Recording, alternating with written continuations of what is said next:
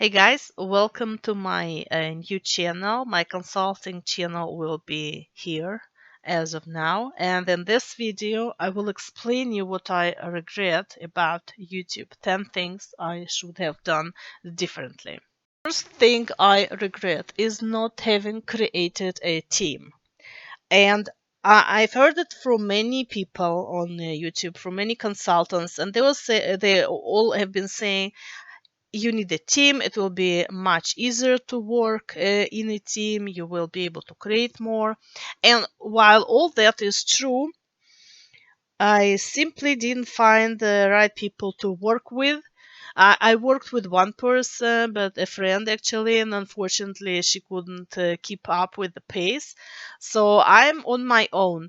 I am creating my content, I'm doing my research and analytics, editing, graphics, everything. And obviously, it's very challenging, and I have very strong competitors right now on the market. And clearly, in my opinion, this is one of the reasons why I'm actually losing views right now. And I really think if you can, I totally support the idea that you need to try to create a team. Second big regret and challenge is not having invested more into learning the filming, graphics, and the lighting. I would say that lighting is a huge challenge for me still, despite the fact that I took a couple of private lessons and I do have a private teacher in filming. However, this is not enough. I have a very specific set, I was told, so no one really was able to help me to set up my studio the way I wish it would have been set up. And I'm still lacking skills in graphics, obviously, because I'm doing everything myself, as I said before. There's no one to help me, so I'm doing it on my own. And no, I'm not skilled enough, in my opinion. And yeah, that's a big challenge and a regret. By the way, I hear people saying a lot that maybe the quality doesn't matter so much. All I can say that it does matter to me, and it does matter when you have many direct competitors who have a much higher quality. Then the contrast between poor quality and high quality is very obvious, and that's why I really believe that the quality should be the best. My third major regret is that I haven't saved more and that I haven't spent less, because at some point of my career on YouTube I actually made quite a good money, and I was able to afford myself buying better food and going abroad a few times. And I'm not into clothes or fashion, but I do love to eat. I spent a lot of money on food, and that's where the money went.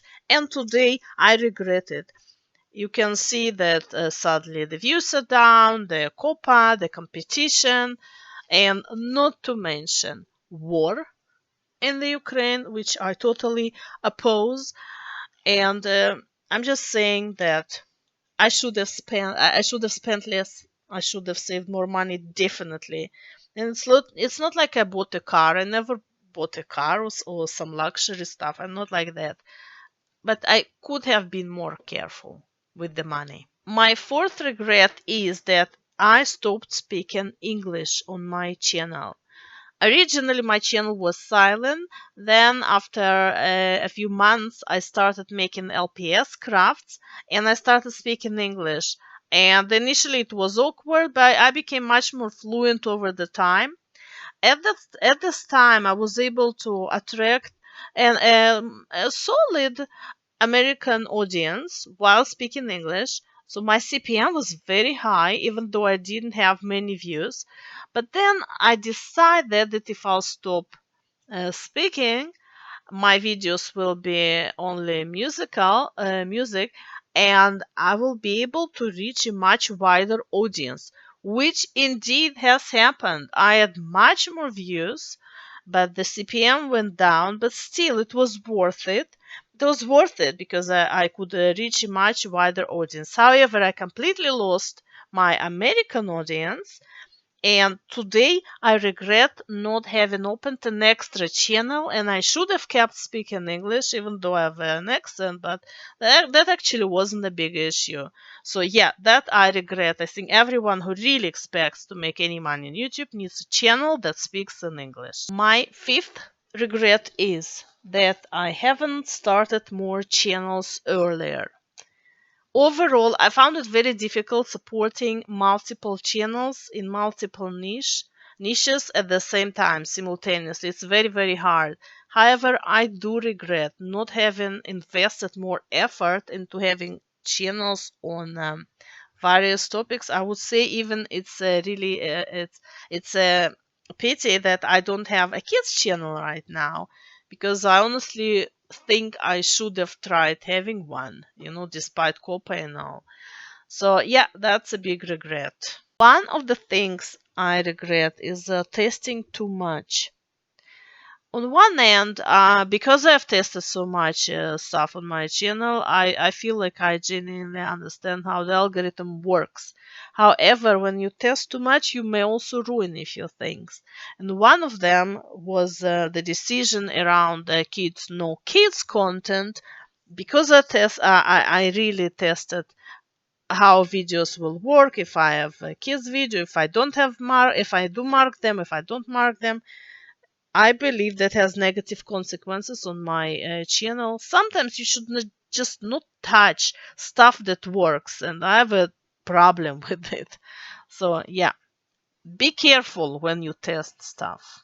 One of my major regrets is that I never really targeted any brands, and that I never try to create any relations with brands.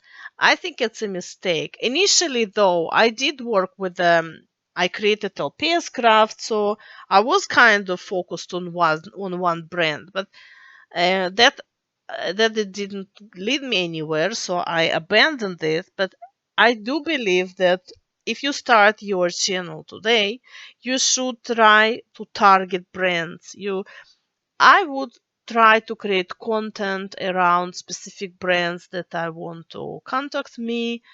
I think it's worth it. And that actually on TikTok, that's what I believe you should do on TikTok, because on TikTok currently you can only kind of make money with mainly with brands.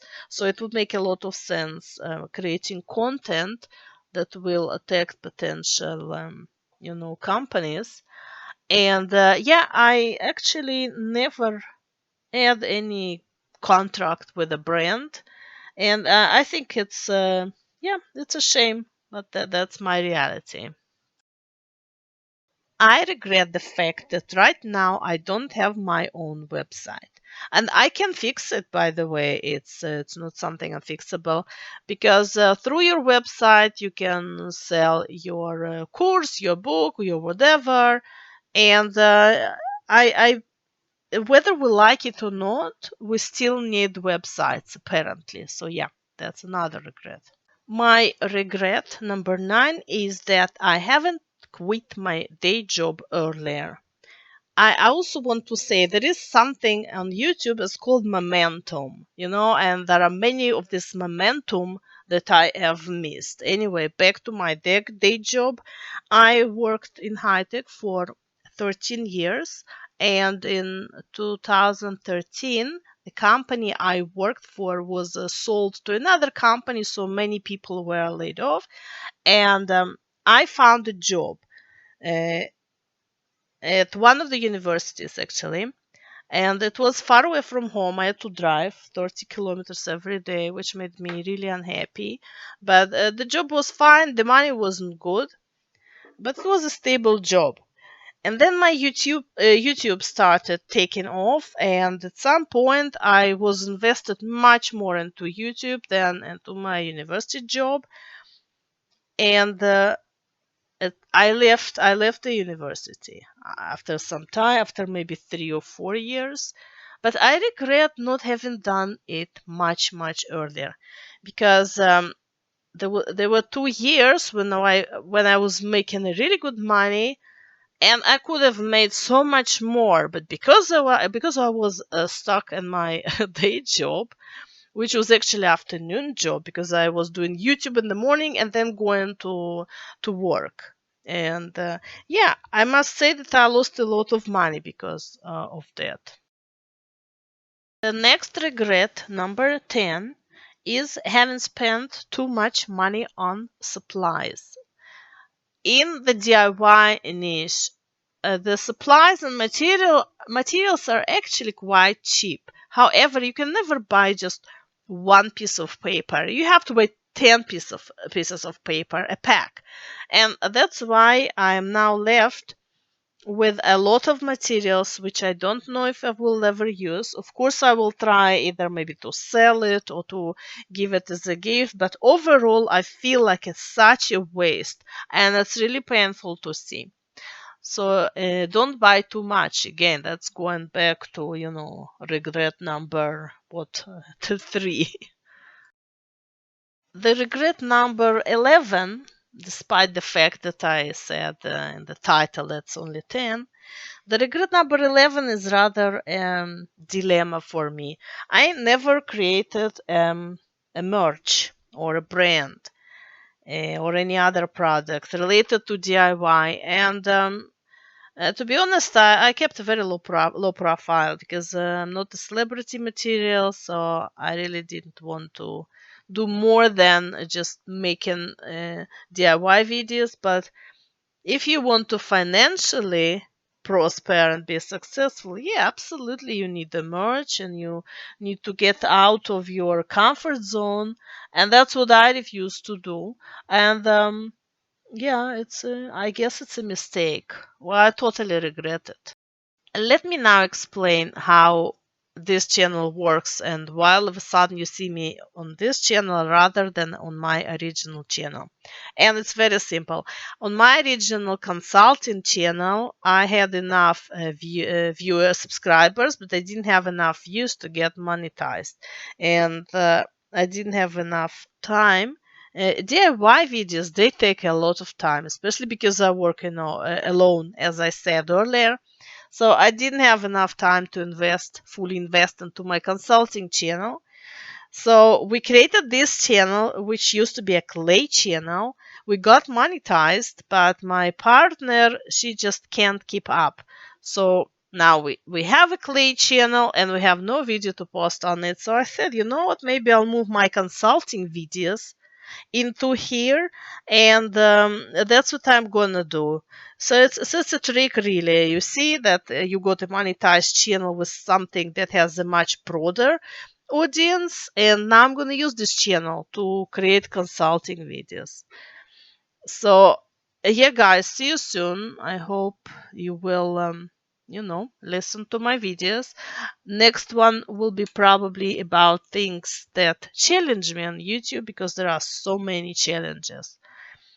So stay safe. Bye bye.